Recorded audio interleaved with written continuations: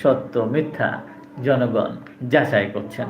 নাসিরউদ্দিন পাটোয়ারি যেটা বলছিলেন তারেক রহমানকে নিয়ে, তারেক রহমান দেশে নেমেছিলেন ইং করে, স্মার্টলি তাকে আপনার সাদা শার্ট পরে ইং করা অবস্থায় তিনি দেশে নেমেছিলেন। এখন ইং খুলে গেছে। তিনি এইভাবে ব্যঙ্গাত্মকভাবে তিনি এই কথাটি বলছিলেন যে তারেক রহমান ইং করে দেশে নামেন, কিন্তু এখন দেখা যাচ্ছে তার ইং খুলে গেছে। এবং তিনি আরও বলেন, সব দুর্নীতিবাজ চাঁদাবাজদের আপনার নমিনেশন দিয়ে এখন সে নাকি এসব দুর্নীতি এবং চাঁদাবাজি বন্ধ করবে। তিনি নাকি এসব কথা বলেন, এইভাবে বলছিলেন।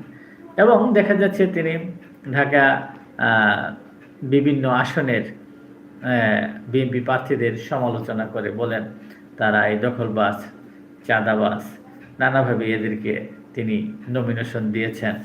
কাজে এইসব নমিনেশন তিনি টাকা হলে সবই মেলে হাত দিয়ে এইভাবে দেখাচ্ছিলেন যে টাকা হলে সবই মেলে, টাকা দিয়ে নমিনেশন দিয়েছেন, এমন ইঙ্গিত করেছেন তার কথাবার্তা।